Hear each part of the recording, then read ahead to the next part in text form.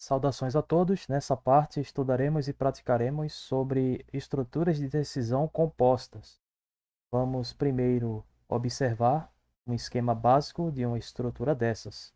Você declara uma variável e atribui a ela um valor.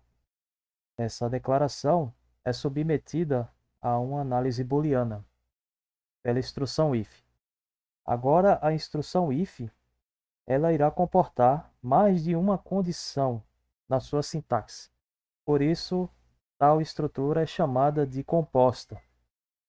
Se a análise booleana resultar em verdadeiro, ou seja, true, um resultado é gerado.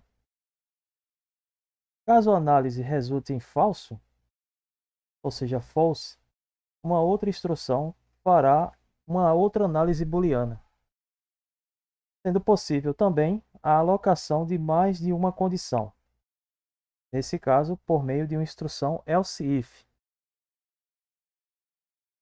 E essa outra análise resultará em outra saída. Com relação a essa estrutura composta, existe mais de um operador lógico envolvido. Na tela já tínhamos visto os operadores lógicos mais usados. E para a alocação de mais de um operador em uma estrutura de decisão, precisamos inserir conexões, ou operadores lógicos conectivos. Temos o operador de conjunção, representado pela letra E. Seu símbolo na programação está na tela, são dois E's comerciais. E temos em seguida um exemplo. X maior que 1 e x menor que 19. De acordo com o raciocínio lógico, para que esse conjunto seja verdadeiro, as duas operações lógicas precisam ser verdadeiras. Se um deles for falso, o conjunto é falso. Também temos o operador de disjunção, representado pelo termo OU. O seu símbolo está aqui, são dois traços verticais, duas barras verticais, e um exemplo nós temos aqui em seguida. X igual a 1 ou x igual a 2.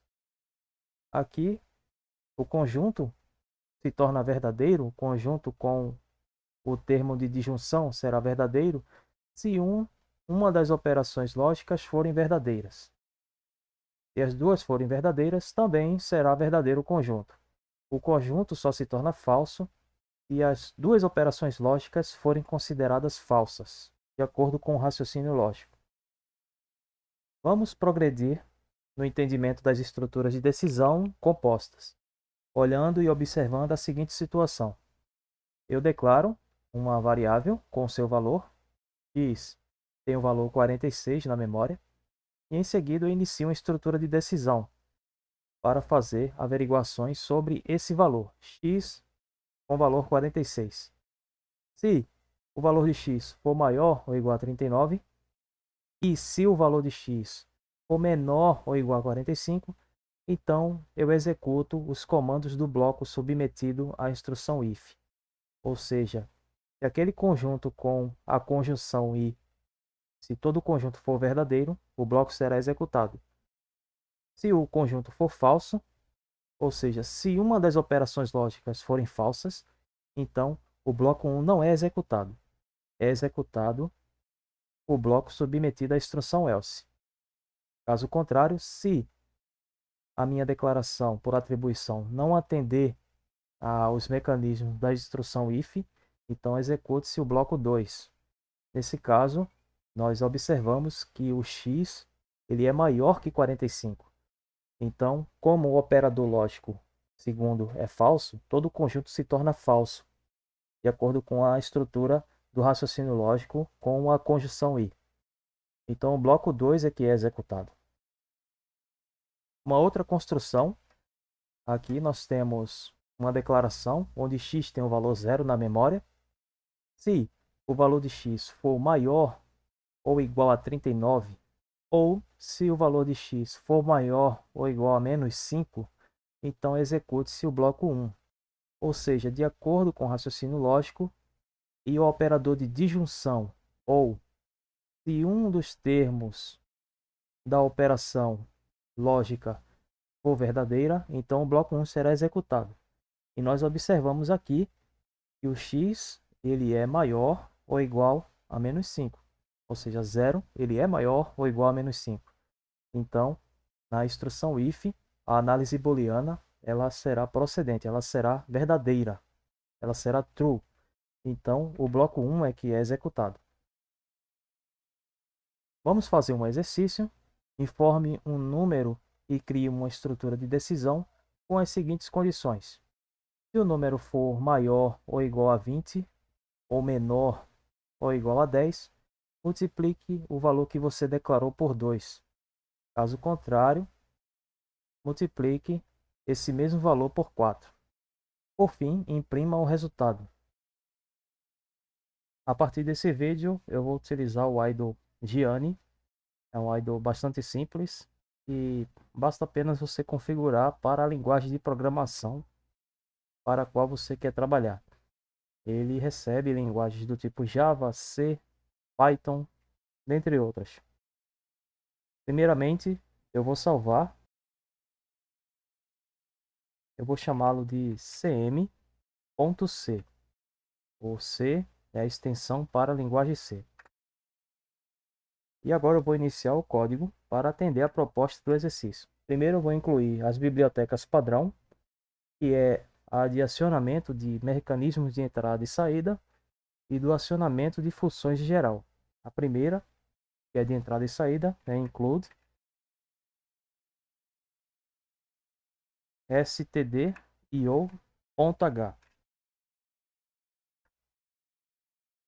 A outra biblioteca padrão é include stdlib.h.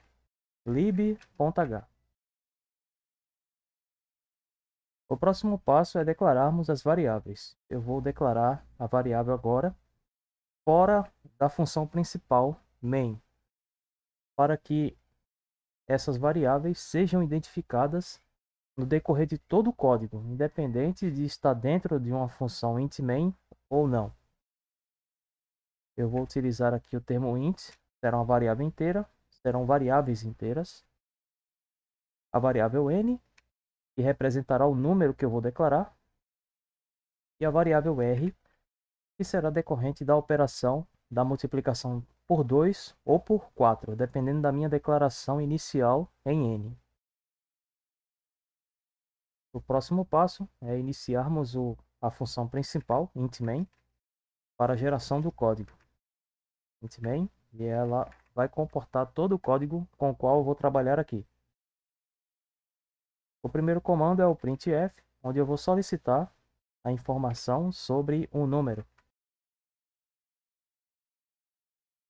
Informe um número.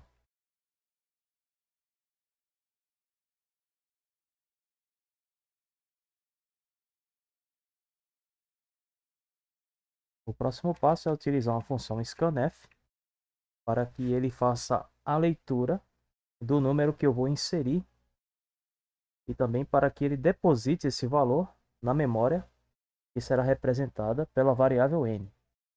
A sintaxe é scanf e dentro do seu argumento eu vou colocar aqui entre strings uma string de transformação inteira que será substituída pela variável n.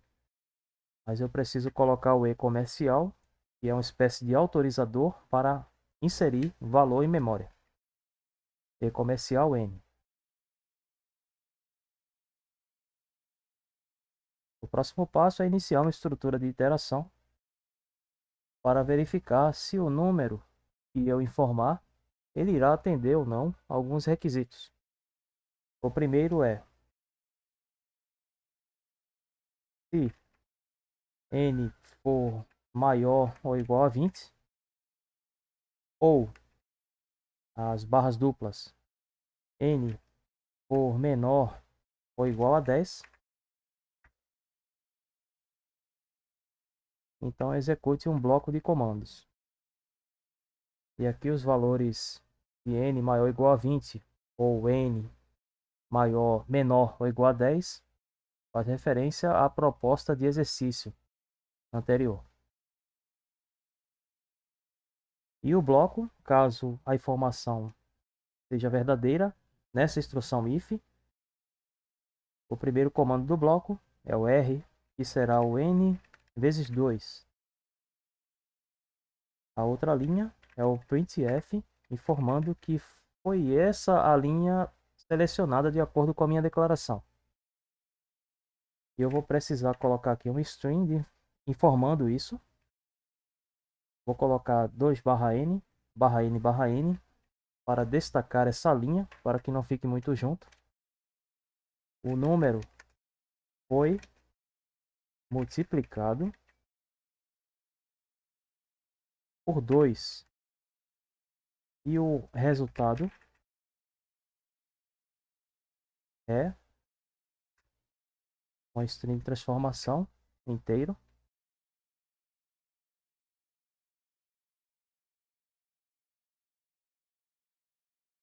que será substituída pela variável r, que é o resultado da multiplicação.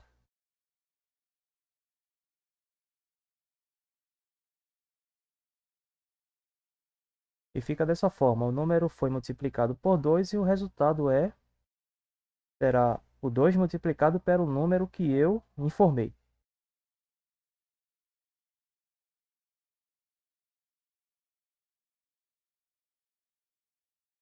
Vou fechar aqui chaves, já que na instrução if em linguagem C, o bloco de comandos precisa ser englobado por um par de chaves. O próximo passo é a instrução else, caso o valor que eu informar não se encaixe na análise booleana referente à instrução if. Então execute-se um bloco de comandos que também terá praticamente as mesmas linhas com algumas alterações básicas. O R aqui, ele será a multiplicação do meu número que eu declarei por 4 dessa vez. E o printf, ele vai informar que essa linha foi a selecionada e que houve uma certa operação e um certo resultado. E será praticamente a mesma linha da instrução anterior, do bloco anterior, com algumas alterações básicas.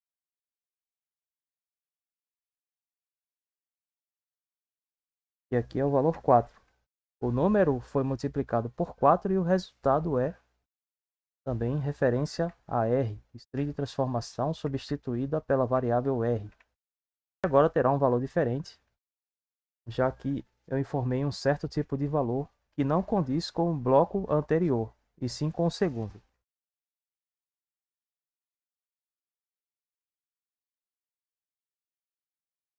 Eu vou fechar aqui o par de chaves da instrução else, e eu vou fechar o par de chaves da função principal main. E esse aqui é o meu código. Eu vou salvá-lo novamente, Ctrl S. Eu vou aqui no i do Gianni, eu vou compilar com F9. Ele informa a compilação terminada com sucesso. E em seguida eu vou rodar o programa apertando F5. E aqui ele já pede, informe um número. Eu vou informar aqui o número 45. O número foi multiplicado por 2 e o resultado é 90. Agora por quê? Porque o meu valor 45 ele se encaixa na instrução if. Se n for maior ou igual a 20 ou se n for menor ou igual a 10, então você vai executar o bloco de comandos submetido à instrução if, já que 45 ele é maior ou igual a 20. Eu posso rodar novamente o programa. Eu vou agora declarar o valor 15.